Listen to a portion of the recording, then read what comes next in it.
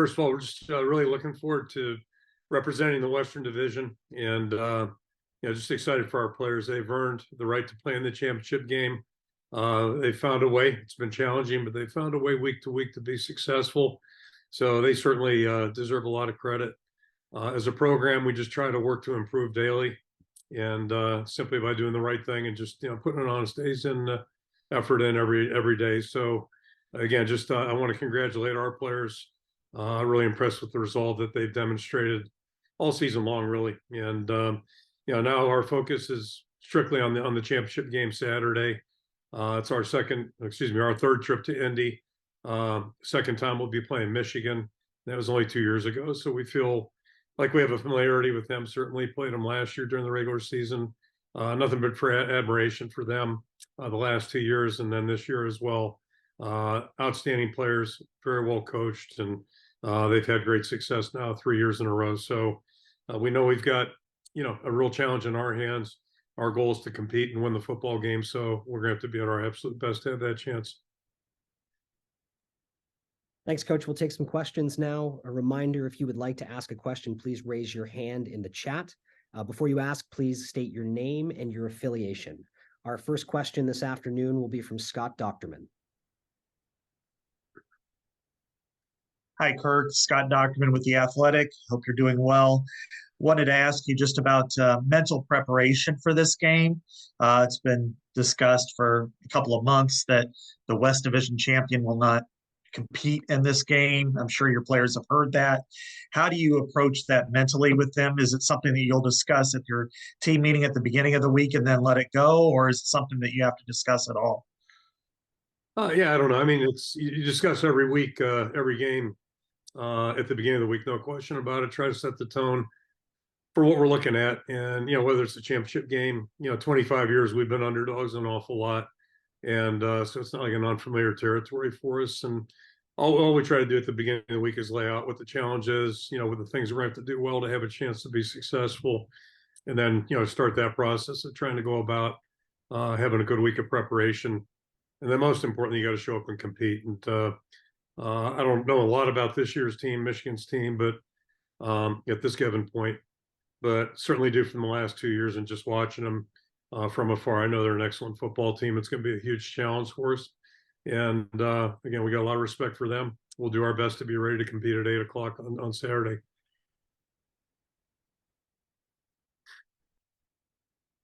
Our next question comes from Chad Leistico.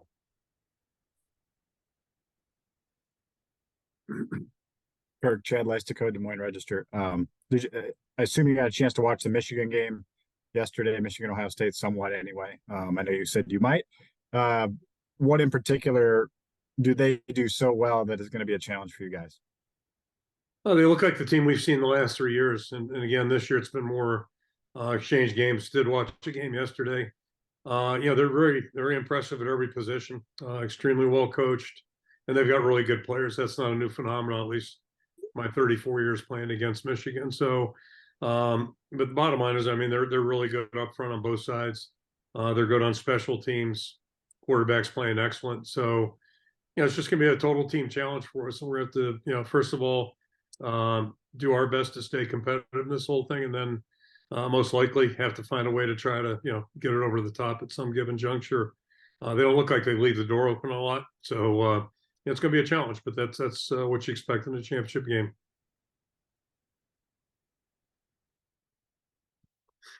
Our next question is from Adam Jacoby.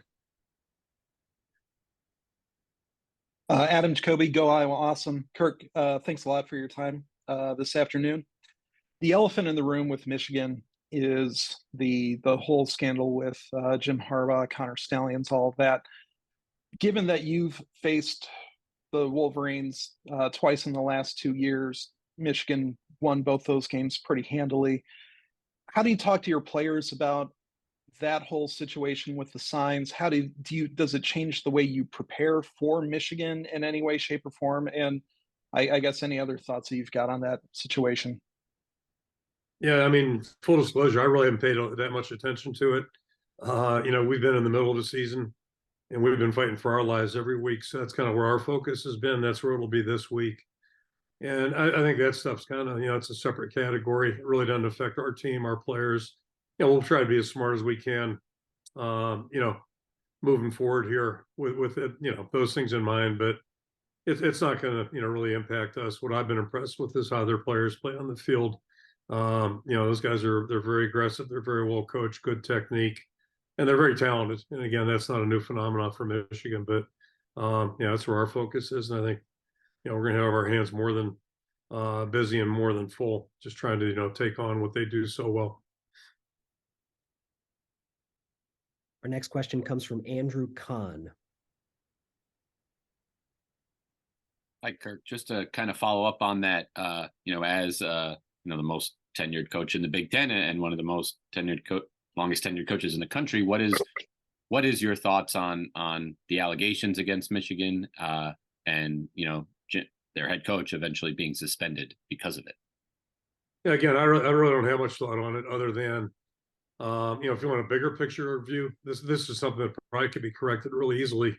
Whoever's got to get together, just have a vote and allow us to have different technology. And that's been talked about, it seems like, for, maybe not quite a decade, but close to. And it'd be a simple way to fix everything. I know baseball had some issues. I think they've got that fixed.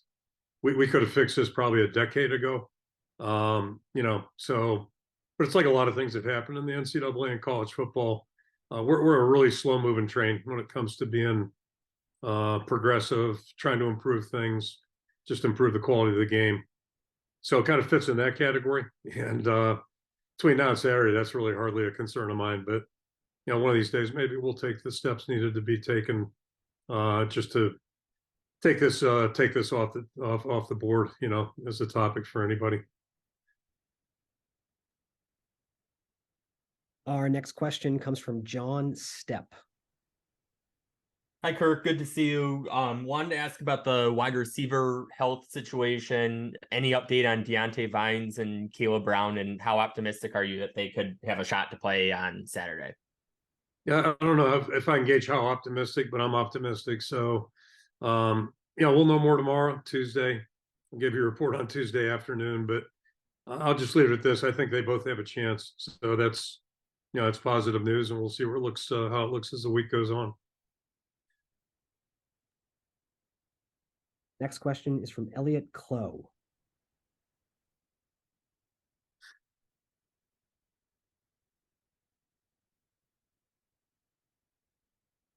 There we go. Can you hear me, Kirk? Yep. Mm-hmm. Okay, there we go. Apologies. Elliot Clough, Rivals. Thanks for your time today. I appreciate it. But the kicking change that you made late in the game with Marshall, Meter stepping in there with a small amount of time left. Are you thinking that you'll roll with Marshall on Saturday, or will you revert back to Drew? Well, we'll see how the week goes. But as I said right now, my plan would be Drew. Drew's played really well for us. It seems like he's been here longer than he has. He's only been here 2 years. But he's done a lot of good things for us, really good things. And on Friday, it just wasn't working for him. It became pretty obvious. And I don't pretend to know anything about kicking or golf, either one. But I think, sometimes you start, maybe playing games in your own mind too much. And I just kind of got the feeling he might be at that point. He's got a really good resume. He's an outstanding performer. I'm confident he'll bounce back here and be ready to go on Saturday. Next question to Tyler Tackman. Tyler Tashman with the Des Moines Register. Kirk, hope you're doing well. Wanted to ask about Leishon. As far as his recruiting, did he get on your radar because of Sebastian and recruiting him? Because I know they went to the same high school. And then how well have you just kind of seen him develop over his time at Iowa? Yeah, both. Yeah, I mean, we liked Sebastian in high school and Leishon the same way. I remember visiting his school. He was already committed to us, but just sitting down and talking with him a little bit. He just, he made some comments that made me feel really good about just things that he was cognizant of and aware of, just in terms of his performance, nutrition, the way he trained, all those kinds of things. So, it's really good when you recruit guys that like football first and foremost, and then also are working at it, on the field and off the field. And LeSean struck us as that kind of guy. He's been great in the program. And I think the highest compliment I can pay him, which I think I did this on Friday, was just that, he had a really bad play in that Michigan State game. And ever since that bad play, he's done nothing but play really, really well. He's playing his best football of his career. And that's what we hope all of our guys do. Mentioned Sebastian being from the same high school. He's clearly playing his best right now during his time here. And we just talked about Drew Stevens. I'm confident he'll bounce back from a tough day too and do the same thing. And that's part of football. When you're competing at this level, not every day is going to go the way you want. Not every play is going to go the way you want. So, if you can't deal with that, it's going to be tough to have a good career. Certainly LeSean's done that. Certainly Sebastian's done that. I think Drew will do the same thing. And, we're going to need all those guys because, we got a big challenge on our hand this weekend. Our next question is Aaron McMahon. Aaron, your mic is open. Aaron McMahon with the Ann Arbor News, and I'm live. Kirk, I know Cade McNamara and Eric All are injured and unable to play on Saturday. I'm wondering if you've gotten a sense of how much they might have been looking forward to a rematch against their old team. Yeah, I think they were 10 months ago, but, that's ancient history right now. And I can't say enough about both guys. They've been just excellent in our program. Great personalities. This new world of free transfers, all that kind of stuff. We're kind of on the front end of it all. But all the guys that have come in, be it mid-year, some guys in June, they've all just jumped in and they've had both feet in the water and been full-fledged. So that part's worked out really well. The unfortunate part is both of them have been injured. And you hate to see that for any player. I haven't asked him that question, but I'm sure, that'd be a big thing for him. But right now it doesn't matter. What does matter is the rehab getting better. And in the meantime, they've been out there every day. They're supportive of their teammates. Both have been first class in the program. So can't say enough about that. And, I just, obviously we wish they were playing. They wish it more than us because, any player gets injured, it's tough to go through that missing time and just not being able to be involved. That's hard. Next question from Nathaniel Finch. Kirk, thanks for your time. Nathaniel Finch with Wish TV in Indianapolis. What makes Jay Higgins so impressive on the field, and how have you seen him grow over the course of his career? But Jay's just a tremendous young person, and we felt like that during recruiting. We kind of thought he's being under-recruited. I think he had all MAC offers, just about every MAC offer there was, but I don't think any Big Ten ones. And we just really liked him as a person. Thought he's a pretty good football player too. And the rest of the story is that he has improved with each and every phase of the program. He works extremely hard, very detail oriented, and he's having a really good year. I think we were all confident that he would play well this year, but I'm not sure any of us could have predicted he'd play at the level he is playing at right now. And he replaced one of our best all-time players in Jack Campbell. And I always talk to our guys about, if you want to get better, pay attention to people, know what they're doing. And Jay was taking notes. There's no question. He was taking notes, from Jack. Our other inside backer, Seth Benson, was a senior.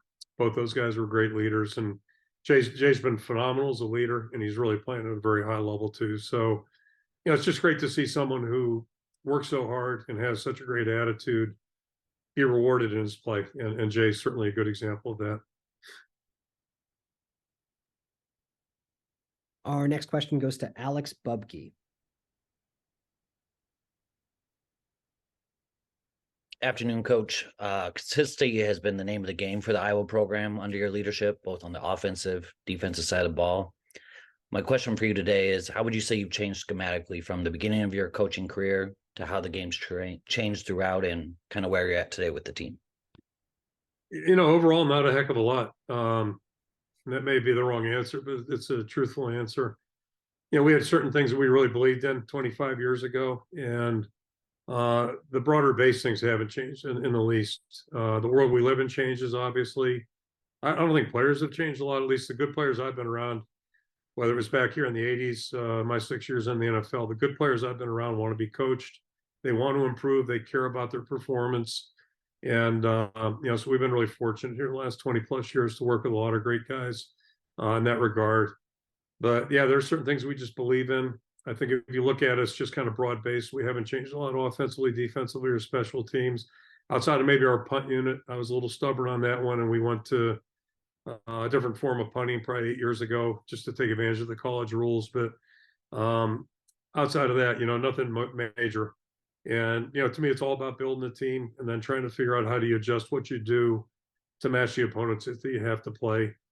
Certainly, we have little adjustments, little tweaks that we've made that, maybe don't look the same as they were 15 years ago. But overall, broad-based, not a lot of dramatic change, quite frankly.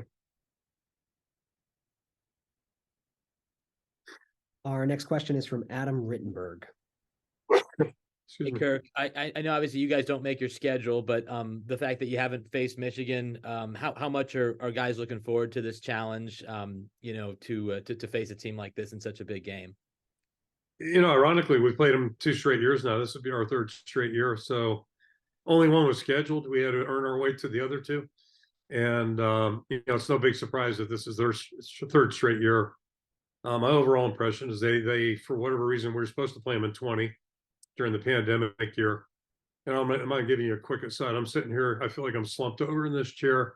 It's a soft chair. I'll probably fall asleep. But I feel like I'm back in the pandemic years because, this Zoom stuff. But anyway, they in 20, they had their struggles. I can't remember what the record was. We were supposed to play them, I think, week 10. The game never took place. But the last 3 years, they have played at such a high level. They've been very, very impressive. It's no coincidence that they've been in the college football playoff the last 2 years. And, they're just a very, very impressive football team. So, I feel like we know them a little bit, at least, play them the last couple of years and see them on exchange film during the course of the year. Faces change, players change, but they still, they're playing really well at a very, very high level. Our next question is from News Stitched Media. Fego Franklin III with New Stitch Media. Coach, what does it mean to you to see the growth in this team this season and how they overcame adversity? It means everything. I mean, that's why you coach, in my opinion. And it's especially true in a program like ours because, we don't recruit maybe at the same level as some other programs in our conference or in the country.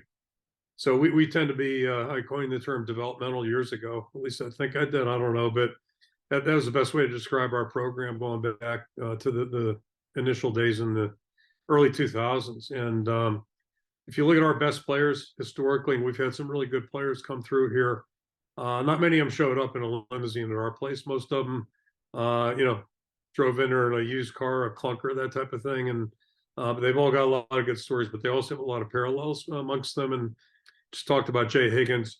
Wasn't highly recruited maybe, but boy, he's got a great attitude, great work ethic. And, so we've done pretty well with guys like that. And players aren't improving during the course of their time in our program, then we're not going to have a chance to be playing in December.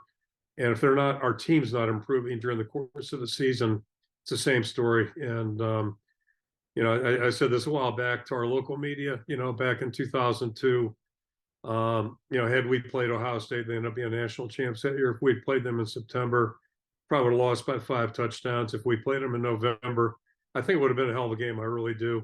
So, it just, we need to be getting better. And, for a team to get better, for a team to improve, you have to have the right kind of players. And we do. Our guys have been just so dedicated that they've really come to practice and work every day with a good attitude, trying to improve.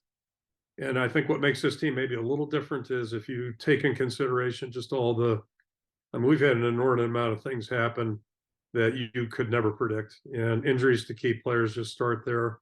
Most recently, Cooper DeJean, 2 weeks ago.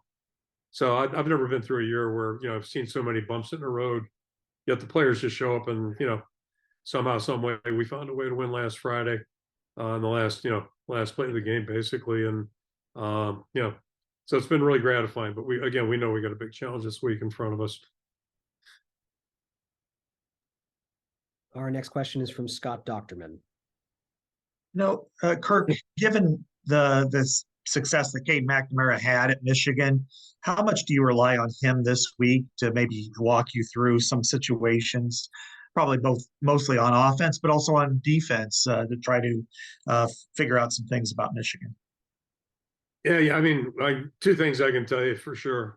We have not had any staff conversation. Although in our defense, I mean, we haven't really done a lot of game planning yet. We're just kind of in the initial phases. But I can tell you this: in my entire career, I just, it was more so in the NFL. You get a guy from a different team. I don't even want to know. I don't even want to know, because it just, all it does is clutter your mind. I've never been one to call other staffs, like, let's just say school A played school B. We don't call school A the next week and ask them, what were your impressions? And maybe some of our guys on the staff, I don't speak for everybody else. I don't do that. All that does is screw up my thought process, quite frankly. I'd rather just look at the film and look at what we see on tape and try to believe that. And, this time of year, we both got each other's 12 games worth of tape. So that's really your DNA. And my preference is just to stay in that lane and go. My experience is people that really do a lot of that probably hurt themselves more than they help themselves. That's always been my belief. And, maybe I'm hard headed in that regard too. I just don't, I'd rather make up my own mind on what I see and then, go from there. And hopefully our staff's doing the same thing. Plus, you got to assume the player you're talking to, or whomever you're talking to, knows what the hell they're talking about. That's probably a 50-50 shot too. So, it's a lot of downside to it potentially. Our next question is from Chad Leistico. Hey, Kirk. Looking back at the 2021 box score from Indy, you got four guys that started that game: Connor Colby, Mason Richmond, Logan Lee, and I'm forgetting the other one. But what does that experience do to help you guys in any way? What do you feel like lessons were learned, or was there motivation potentially? Oh, Jamari Harris was the other one. Motivation potentially. I don't know. What can you take from that game 2 years ago? Maybe. I'll give you two quick ones. Watch the halfback pass, and then the one thing I walked away was, pretty sure we didn't match up with Hutchinson real well, which is probably why he was whatever he was, first, second draft pick in the draft that next April. But we went into the game knowing that was a concern, certainly. And the halfback pass, I'm pretty sure I saw that yesterday. So we may see it again, or the double pass, whatever. But the bottom line is, just that they're a really good football team. I think probably the biggest takeaway, we drove the ball early.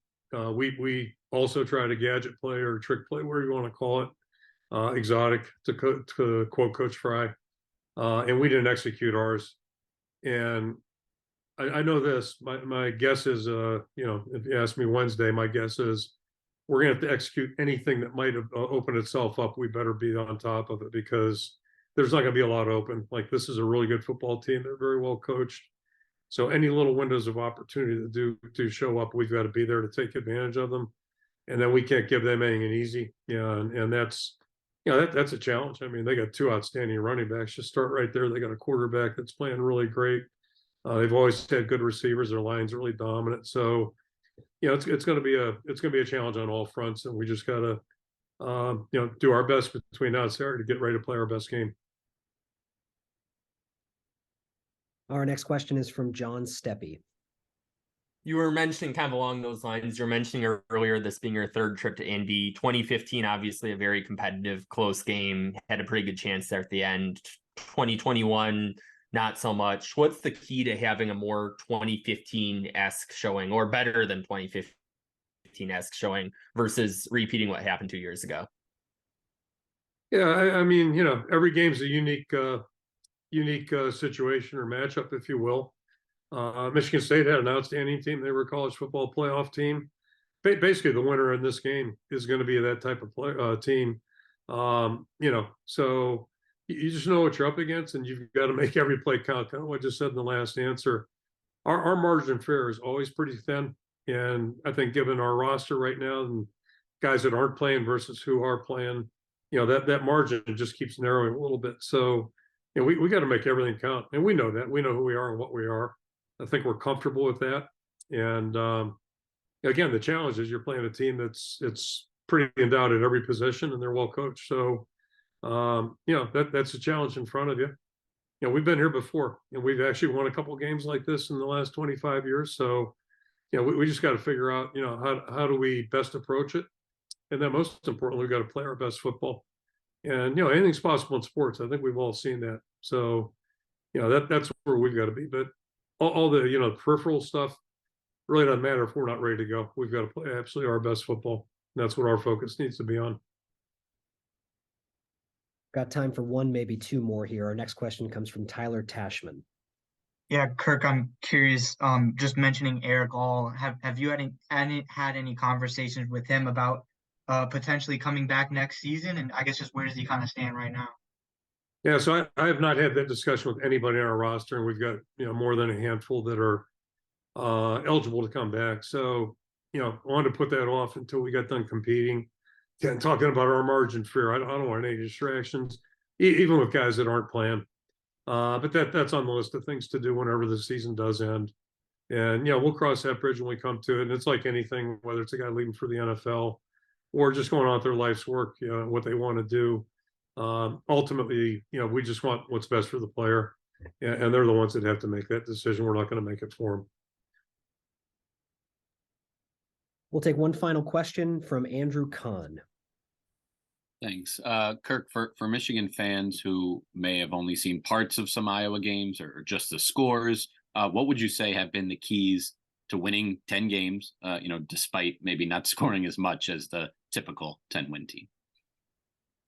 Yeah, I don't know what the typical thing is, but the point is that's not our strength offensively. Mm-hmm. We thought we had a chance to have an excellent offense this year. Things probably started changing on August 12th when Cade suffered a quad injury. And that pretty much lingered up until the time he got an ACL. So, you know, that's kind of representative of where we've been. We've had a lot of other guys in and out, and it's been a challenge. But I can't say enough about the way the guys have improved. And a guy like Deacon Hill, who's, you know, I was really concerned about in August because he hasn't played at all. He's been on the scout team for a couple of years at a different Big Ten school. But to watch him improve and to watch him grow has been very gratifying. That's probably representative of our whole team. Despite the obstacles and the hardships that we faced, the guys kept working. They've kept getting better. And I would not describe us as explosive by any stretch, but I think our guys are competitive. I think they're a smart group and they work hard. And you know, we've been able to do some things better than we could do, you know, 2 months ago. So that in combination with special teams and defense, you know, has given us a chance. And that's really who we were. Ironically, when I got here in 1990 or 81, excuse me, I got here in Coach Fry's third year, and we were definitely a defensive-oriented outfit. We had a punter named Reggie Roby who probably punted 25 years in the NFL. We relied on those two things. You rely on your strengths and then kind of play towards those and play off of them. So that's kind of been our strategy here for the season. And as the season went on, I mean, that's how our team settled out. So you play to your strengths like you do any season. And, you know, we don't have a bunch of guys on the shelf, you know, that look like our guys that were starters. So you just kind of play the hand that's dealt you and try to play as smart as you can. But none of that works if you don't have the right guys. And our guys have, you know, been resilient. They've had a lot of resolve, demonstrated that. And Friday's game was a good example. I mean, it took us, you know, basically it was the last minute of play. I mean, we threw a pick, they threw one to us, and then we got the ball down in field goal range. So it was a crazy sequence, but I think it's just representative of the way our guys, they don't quit. They just don't give up. They don't quit. And, you know, as long as you got time on the clock, we'll just keep pushing, see what we can do. Coach Ferentz, thank you again for joining us. Good luck this week, and we look forward to seeing you and your team in Indianapolis. Appreciate that. Thank you.